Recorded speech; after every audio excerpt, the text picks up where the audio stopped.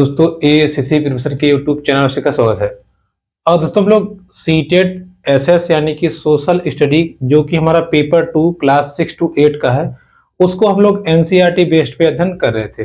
देखिए सिलेबस आपका बहुत बड़ा है, इसलिए आप इसको कवर नहीं कर पाएंगे जब तक आप क्या हमें पढ़ना है और कितना पढ़ना है इस पे डिस्कस नहीं करेंगे। तो हम लोग एनसीईआरटी किताब को सेक्शन वाइज या आप कह सकते हो क्लास वाइज और चैप्टर वाइज एक एक टर्म्स को समझते चल रहे हैं ताकि हमारा सिलेबस भी कवर हो जाए और कोई क्वेश्चन छूटे भी ना। ठीक है, तो चलिए अगला जो हमारा चैप्टर है क्लास 7 इतिहास का है। चैप्टर का नाम है हमारा दिल्ली 12वीं शताब्दी से लेके 15वीं शताब्दी तक, यानी कि दिल्ली में 12वीं शताब्दी से जब लेकर के जब इतिहास के हम विषय में चर्चा करते हैं, वहां से लेकर के 15वीं शताब्दी के बीच क्या क्या बातें हुई या क्या क्या घटनाएं हुई, उसी के विषय में आज हम लोग डिस्कस करेंगे। देखिए 12वीं से 15वीं शताब्दी तक, ठीक है, 15वीं शताब्दी तक। तो चलिए समझते हैं। देखिए पिछली वीडियो में मैंने आपको बताया कि जब लास्ट हम लोग डिस्कस कर रहे थे तो उसमें क्या था कि गजनी से आया था महमूद गजनवी, जिसने क्या किया, भारत पे 17 बार आक्रमण किया था और यहाँ की धन दौलत को लूट के जा रहा था। वो क्यों जा रहा था? क्योंकि यहाँ के जो सम्राट थे वो आपस में भिड़ जाते थे, आपस में लड़ते थे और जिसका फायदा बाहरी लोग उठाते थे। ठीक है, यही हाल इस समय भी था। दिल्ली सल्तनत में उस समय एक वंश चल रहा था, तोमर वंश। देखिए एकदम ध्यान समझिएगा चीजों को, ठीक है। तोमर वंश दिल्ली सल्तनत में इस समय पे तोमर वंश था, जिसका जिक्र अगर आप देखेंगे, तो 1165 से लेकर के, देखिए 1165 से लेकर के 1165 नहीं, 1140 से लेकर के 1140 से लेकर के 1165 तक इस वंश का जिक्र है। और इस वंश में जो राजा है उनका नाम था अनंगपाल। ठीक है, अनंगपाल तोमर वंश था जिसमें अनंगपाल एक सम्राट थे। अब क्यों बता रहे हैं समझिएगा। तोमर वंश के पश्चात इन तोमर वंश का विनाश किया चहमान या चौहान वंश। अब देखिए आपको समझ में आ रहा होगा कि हम लोग क्या चर्चा करने जा रहे हैं। देखिए चहमान या चौहान वंश की स्थापना होती है, जिसमें अनंगपाल को हटा करके, इनको हरा करके चौहान वंश की स्थापना होती है। और ये चौहान वंश 1165 से लेके 1192 तक रहता है। इसमें भी 2-3 राजा आते हैं, लेकिन जो सबसे इंपॉर्टेंट राजा थे वो कौन थे? पृथ्वीराज चौहान, जिनके विषय में मैंने आपको कल अध्ययन करके बताया था, या कल हम लोगों ने देखा था। ये वही पृथ्वीराज चौहान है जिन्होंने तराइन के प्रथम युद्ध में मोहम्मद गौरी को हराया था, लेकिन द्वितीय युद्ध में ये हार गए थे। और द्वितीय युद्ध कब हुआ था? 1192 में। यही से दिल्ली सल्तनत की शुरुआत होती है। जब चहमान वंश की पराजय होती है, तब मोहम्मद गौरी, देखिए समझिएगा, जब चहमान वंश की पराजय हो गई तो यहां पे मोहम्मद गौरी आ गया। कहां पे? दिल्ली में। ठीक है, चूंकि उसने कोई सत्ता नहीं बनाई थी, उसने क्या किया? उसने कोई सत्ता नहीं बताई। ठीक है, समझिएगा बात को, तब आपको क्लियर हो जाएगा। देखिए जब 1192 में मोहम्मद गौरी आ गया, उसने सत्ता नहीं बनाई, यहां कुछ दिन तक रहा, फिर वो वापस चला गया। लेकिन जब वो जा रहा था तो उसने अपने एक गुलाम को गद्दी सौंप दी। गुलाम क्या होता है, उसकी क्या इंपॉर्टेंस थी उस समय, क्या वैल्यू थी, हम आपको आगे बताएंगे। पहले ये समझिएगा कि जब मोहम्मद गौरी यहां जीता, चाहता तो वो राज्य करता, लेकिन कुछ दिन तक था, उसने क्या किया? अपनी गद्दी अपने गुलाम को दिया और यहां से वापस चला गया। और यहीं से शुरुआत होती है दिल्ली सल्तनत की। और दिल्ली सल्तनत में जो पहला वंश आता है वो हमें देखने को मिलता है गुलाम वंश। ठीक है, कौन सा वंश? गुलाम वंश। क्योंकि कुछ दिन तक मोहम्मद गौरी था, इसलिए गुलाम वंश की शुरुआत होती है 1206 से लेके 1290 तक। 1206 से लेके 1290 तक गुलाम वंश चलता है। गुलाम वंश में भी कुछ महत्वपूर्ण आपको देखने को मिलेंगे सुल्तान, जैसे कुतुबुद्दीन ऐबक। देखिए पहला कौन था? कुतुबुद्दीन ऐबक। इसके बाद आता है आपका इल्तुतमिश। और इल्तुतमिश के बाद में अगला जो जिक्र होता है वो है रजिया सुल्तान का। किसका जिक्र है? रजिया सुल्तान का, ठीक है। और रजिया सुल्तान के बाद जिक्र है बलबन, गयासुद्दीन बलबन, उसका पूरा नाम था गयासुद्दीन गयासुद्दीन बलबन। देखिए बात को समझिएगा, क्योंकि गुलाम वंश की स्थापना 1206 में होती है। कौन? मोहम्मद गौरी का गुलाम कुतुबुद्दीन ऐबक गुलाम वंश की स्थापना करता है। इसके बाद में इसके उत्तराधिकारी आते जाते हैं, जैसे कि इल्तुतमिश, रजिया सुल्तान, गयासुद्दीन बलबन। बीच में और कई लोग भी आए थे, लेकिन इंपॉर्टेंस जो थे उनको हम थोड़ा सा डिस्कस कर लेते हैं। देखिए कुतुबुद्दीन ऐबक की बात करेगा तो गुलाम वंश की स्थापना किसने की थी? कुतुबुद्दीन ऐबक ने, ठीक है। चूंकि ये कुछ दिन तक ही था, इसकी डेथ हो गई। उसके बाद में गुलाम वंश को सबसे अच्छा स्टेब्लिश किसने किया था? इल्तुतमिश ने। इसलिए इल्तुतमिश को वास्तविक संस्थापक माना जाता है, ठीक है। अभी चीज को अब लिखते जाइएगा, वास्तविक संस्थापक कौन था? इल्तुतमिश। साथ ही साथ अब ये ध्यान रखिएगा, जो आज कुतुब मीनार है दिल्ली में, कुतुब मीनार की शुरुआत कुतुबुद्दीन ऐबक ने कराई थी, लेकिन उसको बनाया किसने था? उसको पूर्ण किसने कराया था? उसको पूर्ण कराया था आपका इल्तुतमिश ने, ठीक है।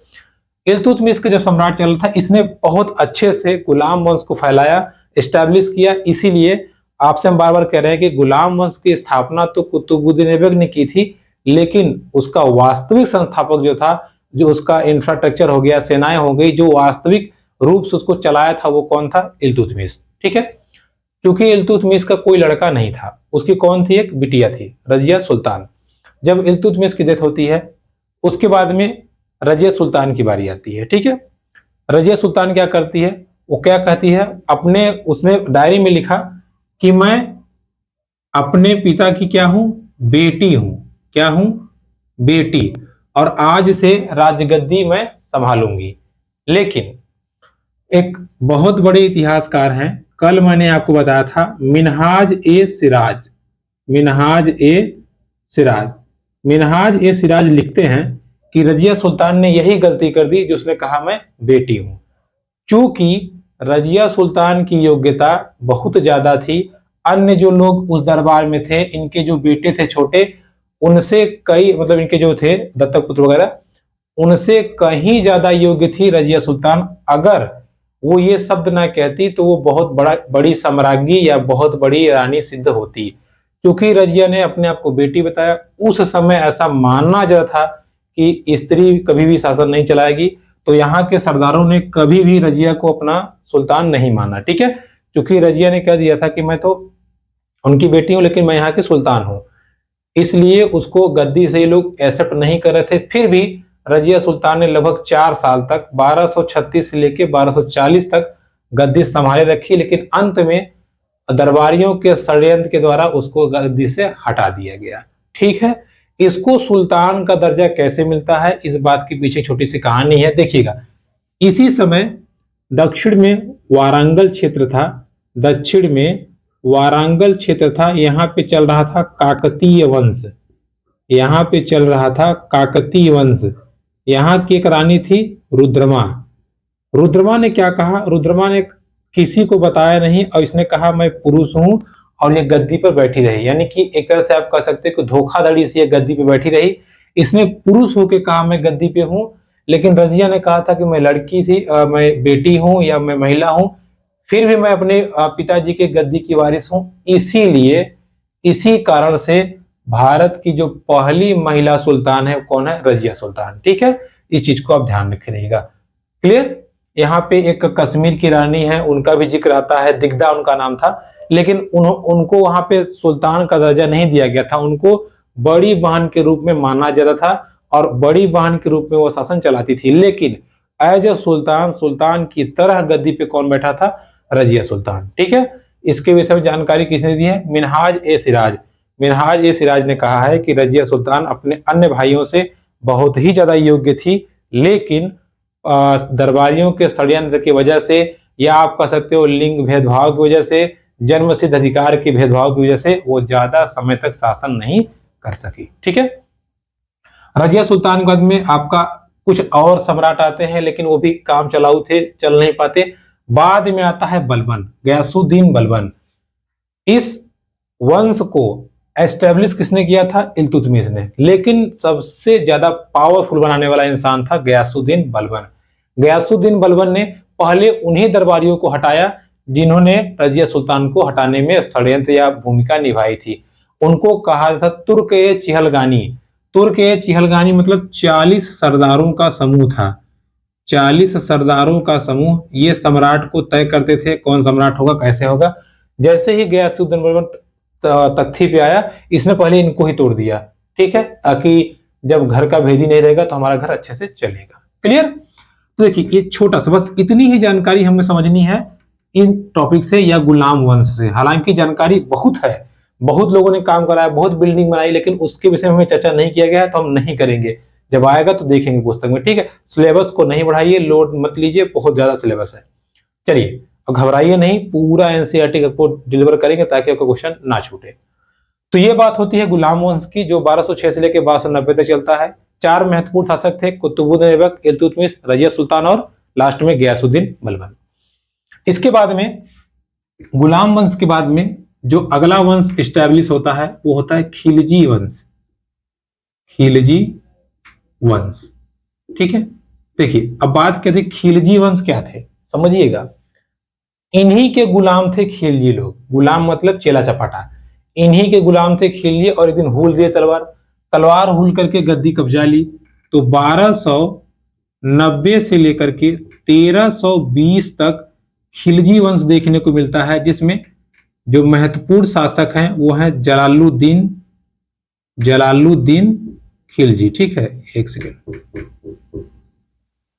देखिएगा, जलालुद्दीन खिलजी पहला जो शासक है वो कौन है, जलालुद्दीन खिलजी। और जलालुद्दीन खिलजी के बाद में इस वंश का जो शक्तिशाली था वो कौन था, अलाउद्दीन खिलजी। अलाउद्दीन खिलजी, ठीक है, अलाउद्दीन खिलजी। देखिए, यानी कि खिलजी वंश की स्थापना होती है। खिलजी वंश में उसकी स्थापना किसने की थी, जलालुद्दीन खिलजी ने। लेकिन इसका जो सबसे प्रभावशाली राजा था वो कौन था, वो था आपका अलाउद्दीन खिलजी। अलाउद्दीन खिलजी नियम कानून का बहुत पक्का था। इसने सेनाओं का विस्तार किया, इसने सिक्का चलवाया, इसने मतलब नगद वेतन चलवाया, इसने मतलब ऐसे ऐसे नियम बनाए, जो नियम आम जनता के लिए था वही नियम अधिकारियों के लिए भी था। इसलिए इसका बहुत महत्वपूर्ण दर्जा हो जाता है। साथ ही साथ ये बहुत ही क्रूर शासक भी था। मतलब आप समझ सकते हैं, अगर कोई गलती किया तो सीधा सूली पे चढ़ाना, ठीक है। तो इस लिहाज से भी अलाउद्दीन खिलजी का बहुत इंपॉर्टेंट इसमें रोल हो जाता है। साथ ही साथ इसने चंगेज खां के मंगोल आक्रमण को भी रोके रखा था। इस चीज को ध्यान रखिएगा, ठीक है। मंगोल आक्रमण को 2 लोगों ने रोका था, एक अलाउद्दीन खिलजी, अभी एक और आएगा मोहम्मद बिन तुगलक। 2 लोगों ने रोकने का प्रयास किया था, इस चीज को ध्यान रखिएगा, ठीक है। तो किसकी बात हो जाती है, ये अलाउद्दीन खिलजी की, ठीक है। अलाउद्दीन खिलजी, इसने सेनाओं का निर्माण किया था या सेनाओं का विस्तार किया था। इस चीज को आप ध्यान रखिएगा, ठीक है। चलिए आगे बढ़ते हैं। देखिए एक चीज और ध्यान रखिएगा, अलाउद्दीन खिलजी ने सबसे पहले इक्ता प्रथा शुरुआत की थी। देखिए इक्ता प्रथा क्या है, समझिएगा। इक्ता प्रथा, इक्ता प्रथा मतलब जैसे मान लीजिए ये इलाका है, इस इलाके का हमने एक रख दिया मुखिया, और इस मुखिया को कहते थे इक्ता, इक्ता प्रभारी या इक्ता। अब मान लीजिए कई सारे इलाके हैं, कई सारे, तो एक इक्ता यहां होगा, एक यहां होगा, एक यहां, एक यहां। इन सब का जो एक हेड होता था, उस हेड को कहते थे इक्तेदार। इक्तेदार या मुक्ति, ठीक है, मुक्ति। समझ में आया आपको। कुछ इलाके जहां के सरदारों को या सूबेदारों को इक्ता बोला जाता था। इक्ता, प्रत्येक इक्ता की ये जिम्मेदारी थी कि अपने इलाके के लोगों की सुविधाओं को पूरा करे, वहां सैन्य बल बढ़ाए, वहां कुछ भी चीजें कमी है वो पूरा करे, साथ ही साथ वहां से जो पैसा निकले उसका कुछ परसेंटेज सुल्तान को पहुंचाए, ठीक है। उसके साथ साथ जो हेड इनका था, इनका जो हेड था वो देखता रहता था कि कहां कहां कैसे कैसे काम चल रहा है, कौन काम चोरी कर रहा है, कौन गड़बड़ कर रहा है, ये सूचना पहुंच जाता था अपने ऊपर, फिर ऐसे ऐसे सम्राट के पास पहुंचता था, ठीक है। तो इक्तेदारी या इक्ता प्रथा किसने चलाई थी, अलाउद्दीन खिलजी ने, और इसी प्रथा पे तुगलक वंश में भी काम हुआ था, ठीक है। इस चीज को ध्यान रखिएगा। चलिए आगे बढ़ते हैं। तो ये बात हो गई थोड़ी सी किसके बारे में, अलाउद्दीन खिलजी के बारे में, या खिलजी वंश के बारे में जो थोड़ा बहुत चर्चा थी हमने कर लिया। अब देखिए खिलजी वंश के बाद हमारा अगला वंश आता है तुगलक वंश। अगला वंश आता है तुगलक वंश।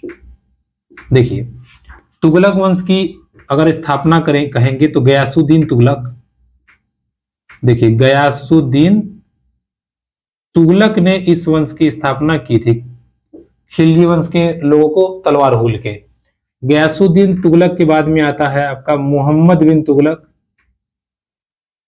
मोहम्मद बिन तुगलक। अब मोहम्मद बिन तुगलक के बाद में एक और सम्राट आता है, सुल्तान आता है, फिरोज शाह तुगलक। फिरोज शाह तुगलक, ठीक है। तो ये तीन महत्वपूर्ण सुल्तान थे तुगलक वंश के अंतर्गत। अच्छा, तुगलक वंश की बात कही जाए तो ये वंश आपका 1320 से लेके 1320 से लेके 1414 तक चलता है, ठीक है। 1320 से लेके 1414 तक ये चलता है, कौन सा? तुगलक वंश। इसकी स्थापना गयासुद्दीन तुगलक। इसमें जो सबसे महत्वपूर्ण शासक कह लीजिए या आगल पागल कह लीजिए, कौन था? मोहम्मद बिन तुगलक। क्यों था समझिएगा। मोहम्मद बिन तुगलक के बारे में एक लेखक हैं जियाउद्दीन बर्नी, ठीक है। जियाउद्दीन बर्नी इतिहासकार थे, जियाउद्दीन बर्नी। इन्होंने कहा कि इस वंश का सबसे जो मूर्ख राजा था कह लीजिए या अयोग्य राजा था, वो यही था, तुगलक। क्यों? इसने क्या किया पता है? इसने जो सबसे नॉर्मल व्यक्ति जैसे नाऊ या नाई, उसको इसने मंत्री पद दे दिया। जो शराबी थे, शराब बनाने वाले, शराब बेचने वाले, उसको इसने दरबारी बना दिया। जो भी ऐसे समझ लीजिए आप, जो एकदम छोटे मोटे काम करते थे, उसको इसने बड़े बड़े पद दे दिए। अब जब बड़े पद दे दिए तो वहां के जो सरदार थे वो बौखला गए, ये क्या कर रहा है ये, ठीक है। जिसकी वजह से इसके समय में हमेशा विद्रोह होता रहता था, कभी इधर पटकी पटका, कभी उधर। इस वजह से इसको सबसे अयोग्य शासक, पागल शासक, मूर्ख शासक माना गया है, ठीक है। जिसको क्लैरिफाई किसने किया है? जियाउद्दीन बर्नी ने। तो जियाउद्दीन, देखिए समझे रहिएगा, जियाउद्दीन बर्नी ने मोहम्मद बिन तुगलक को अयोग्य शासक बताया है, ठीक है। इस चीज को आप ध्यान रखें। क्यों बताया है? क्योंकि इसने जो उल्टे पुल्टे नियम कानून बनाए थे, ठीक है। उल्टे पुल्टे नियम कानून जो बनाए थे, इसके लिए इसको इन्होंने अयोग्य शासक बताया है। अब बात करें फिरोज शाह तुगलक की, तो फिरोज शाह तुगलक जो कि जौनपुर के स्थापना किया था, जो उत्तर प्रदेश का जो एक जिला है जौनपुर, उसकी स्थापना जो है वो फिरोज शाह तुगलक ने की थी, ठीक है। तो ये हो गई थोड़ी बहुत जानकारी हमें तुगलक वंश की। फिर हम आपसे कह रहे हैं, इस वंश को पढ़ेंगे आप तो एक वंश, गुलाम वंश में ही इतनी जानकारी है कि एक किताब भर जाएगी। लेकिन पॉइंट आउट करना है हमको, मेन लेके चलना है, क्योंकि सीटेट के सिलेबस में 30 क्वेश्चन आपको यहां से मिलेंगे और 30 क्वेश्चन के लिए आपको कम से कम 30 चैप्टर इतिहास के पढ़ने हैं, 30 चैप्टर आपको भूगोल के पढ़ने हैं और वही 30 चैप्टर आपको पढ़ने हैं पॉलिटिक्स के। तो कैसे कवर होगा? इसलिए एकदम मेन चीजें हैं वही एनसीईआरटी ने पॉइंट आउट किया है और वही आपको पढ़ना है। फालतू पढ़ के यहां वहां दिमाग नहीं खराब करना है, ठीक है। चलिए, तो किसकी बात हो गई? ये फिरोज शाह तुगलक की। अब तुगलक वंश के बाद में आता है आपका सैयद वंश। देखिए समझे रहिएगा, सैयद वंश। देखिए, सैयद वंश के एक ही राजा को हमें समझना है, खिज्र खां, ठीक है। कुछ खास काम इसमें नहीं हुआ था, तो खिज्र खां थे, ये ध्यान रखिएगा। इनका जो शासन है वो 1414 से लेके 1451 तक चलता है। और फिर हमारा आता है लोधी वंश। कौन आता है? लोधी वंश। देखिए, लोधी वंश 1451 से लेके 1526 तक चलता है और इसके जो स्थापक थे वो थे बहलोल लोधी।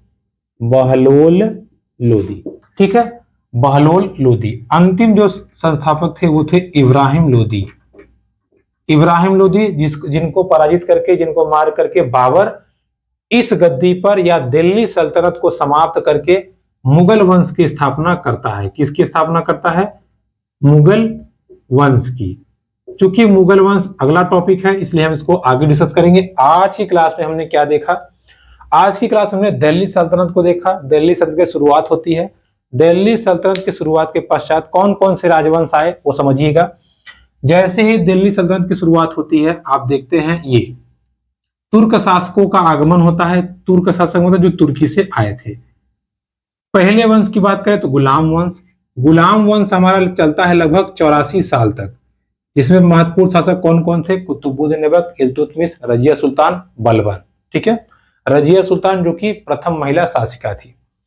खिलजी वंश की बात करें तो खिलजी वंश आपका 1290 से लेकर 1320 तक, यानी कि लगभग 30 साल तक हमारा क्या चलता है? खिलजी वंश, लगभग 30 साल तक खिलजी वंश। तुगलक वंश की बात करें तो 1320 से लेके 1414 तक, यानी कि लगभग 94 साल तक, लगभग 94 साल तक क्या चलता है? ये आपका तुगलक वंश। सैयद वंश की बात करें तो ये 1414 से लेकर 1451 तक, यानी कि लगभग लगभग अगर आप मोटा मोटा देखें तो लगभग ये 37 साल तक ये वर्ष ये आपका शासन का इनका चलता है। ठीक है, कितना? 37 साल तक। ठीक है, अब अगर वही हम बात करें इनकी लोधी वंश की बात करें, देखिए 1451 से लेके 1526 तक, यानी कि 49 और 26, लगभग 75 वर्ष तक इनका शासनकाल चलता है। तो आपसे पूछता है कि दिल्ली सल्तनत के अंतर्गत कौन सा राजवंश या कौन सा वंश सबसे अधिक समय तक टिका रहा? तो कौन सा है? तुगलक वंश, लगभग 94 साल तक। ठीक है, सबसे कम कौन था? खिज्र खां। सबसे कम कौन था? खिज्र खां। बाद में लोधी वंश का विनाश करके दिल्ली पर, दिल्ली सल्तनत पे कब्जा हो जाता है मुगलों का, और यहां से मुगल वंश की शुरुआत हो जाती है। लेकिन अब हम थोड़ी बहुत जानकारी समझ लेते हैं किससे संबंधित? गुलाम वंश, या आप कह सकते हो कि दिल्ली सल्तनत से संबंधित। देखिए, बात करें दिल्ली सल्तनत की, मैंने आपको शुरू शुरू में बताया था कि दिल्ली सल्तनत की स्थापना ही हुई थी गुलामों से। अब ये गुलाम क्या थे हम समझते हैं। देखिए, गुलाम क्या थे हम समझते हैं। देखिए, अब ये गुलाम क्या है? गुलाम मतलब कहीं ऐसे तो नहीं जिनको, जो दास थे, जिनकी बेड़ी काट करके उनको अपने साथ बनाया गया हो, या आप कह सकते हो कि ऐसे लोग जिनको पहले कुछ और थे उनको बाद में कुछ और बना दिया गया हो। तो गुलाम मतलब ऐसे नहीं कि जो नौकर चाकर थे। गुलाम मतलब राजा का सबसे विश्वसनीय आदमी। गुलाम को खरीद के लाया जाता था और उसको बंदगा की उपाधि दी गई है। बंदगा फारसी शब्द है, बंदगा की उपाधि दी गई है। ठीक है, गुलामों को बंदगा की उपाधि दी गई है। इनकी जानकारी हमें मिलती है तारीख में। तारीख मतलब होता है इतिहास। फारसी में तारीख मतलब होता है इतिहास या तवारीख। तवारीख, तवारीख बहुवचन है और तारीख एक वचन है। ठीक है, एक वचन है, एक वचन, या आप ऐसे समझ सकते हो, तारीख किसी विशेष दिन के इतिहास के बारे में बताती है, तवारीख किसी विशेष समय काल के बारे में बताती है। इनकी मदद से हमें यह प्राप्त होता है कि गुलाम थे क्या? गुलाम राजा के खरीदे हुए व्यक्ति थे जो सबसे वफादार राजा के माने जाते थे। राजा इनको इतना आप कह सकते हो कि मानता था, या इतना इनको अधिकार देता था, इतना इनको काम देता था, जिसकी वजह से राजा के असली उत्तराधिकारी किनको माना जाता था? असली उत्तराधिकारी गुलामों को माना जाता था।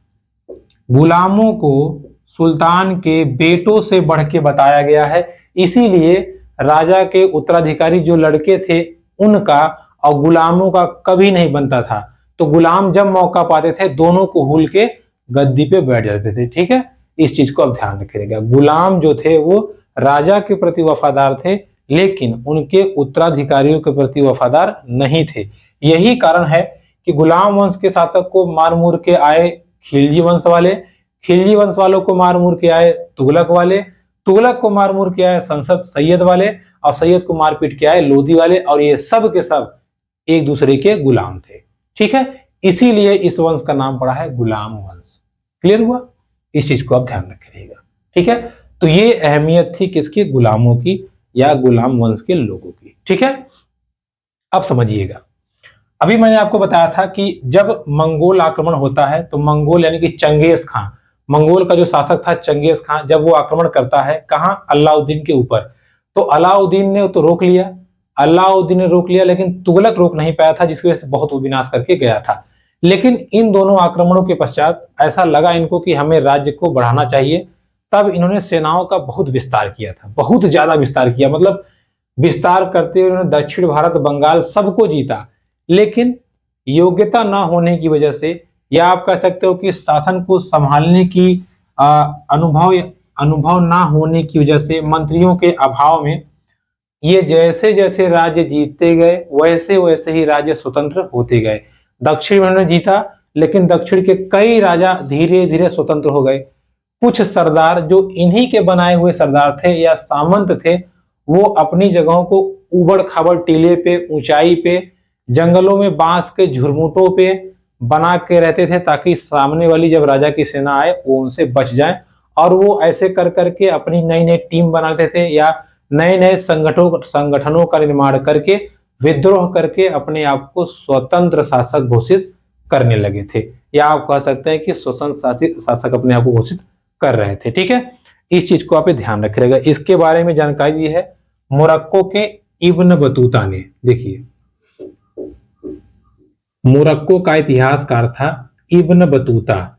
इसने बताया है कि दिल्ली सल्तनत, देखिए इसने क्या बताया है कि दिल्ली सल्तनत में क्या खासियत थी कि यहाँ के जो सामंत थे, यहाँ के जो सरदार थे, उन्होंने जानबूझ के ऐसी जगह अपना ठिकाना बनाया जहां राजा की सेना जल्दी पहुंच ना पाए या राजा की सेना देर से पहुंचे। ऐसा करके वो जब शक्तिशाली हो जाते तो राजा से विद्रोह करके अपने आप को स्वतंत्र घोषित कर देते थे। ठीक है, इस चीज को ध्यान रखे रहेगा। इसकी थोड़ी सी हमें जानकारी मुगल वंश में देखने को मिलेगी, जहां पर बिहार, देखिए बिहार छोटा था, हिंदुस्तान के कंपेरिजन तो बिहार छोटा है। बिहार के शासक थे, उनमें वहां पे एक सेनापति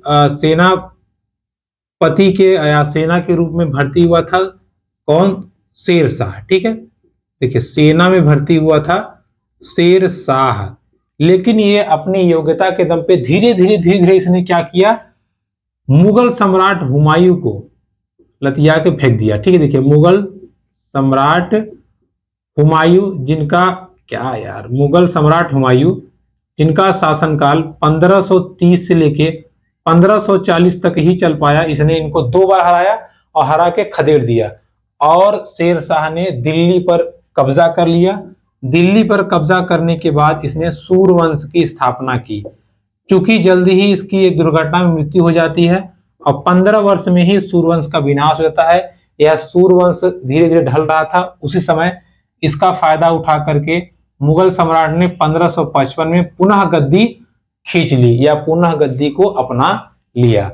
लेकिन 1556 में लगभग 1 साल बाद ही इसकी मृत्यु हो जाती है। अब यहां से मुगल का असली बादशाह आता है अकबर। ठीक है, और अकबर ने गद्दी संभाली 1556 से लेकर के 1605 तक अकबर गद्दी पर बैठा रहा और इसने बहुत सुचारू रूप से मुगल वंश को या मुगल शासन व्यवस्था को बहुत तगड़े से एकदम विस्तृत किया। और कैसे किया, इसका जिक्र हम क्यों कर रहे हैं? क्योंकि अकबर ने भी वही नीतियां अपनाई थी जो नीतियां अपनाई थी खिलजी वंश के अलाउद्दीन खिलजी ने। और अकबर ने शेर शाह सूरी या शेर शाह से ज्यादा, जैसे शेर शाह जो था उसने सांकेतिक मुद्रा चलाई थी, उसने घोड़े को दागना प्रारंभ किया था, उसने नियम कानून, उसने सेनाओं को प्रशिक्षित किया था। पूरा का पूरा नियम कानून या पूरा का पूरा शासन व्यवस्था शेर शाह सूरी का उठाया था अकबर ने। क्योंकि अकबर पढ़ा लिखा नहीं था लेकिन बुद्धिमान बहुत था। उसको लगता था कि जब ये छोटा सा राजा जिसने दिल्ली सल्तनत को हिला दिया, इसकी क्या खासियत थी, उन सब चीजों को अगर मैं अपना लूंगा तो मैं भी महान बन जाऊंगा। और यही हुआ था। अकबर ने क्या किया, जैसे ही उसने शेर शाह सूरी के नियम कानून को अपनाया, वो भी एक बहुत बड़ा शक्तिशाली सम्राट बन के उभरा। ठीक है, इस चीज को ध्यान रखिएगा। तो दोस्तों ये थी आज की हमारी क्लास, जिसमें हम लोगों ने दिल्ली सल्तनत के विषय में डिस्कस किया। जो हमारा चैप्टर जितना था हमने पूरा कवर कर लिया। अब अगली वीडियो हम लोग मुगल वंश के विषय में अध्ययन करेंगे। तो वीडियो पसंद है तो please like, comment, share, subscribe channel. धन्यवाद।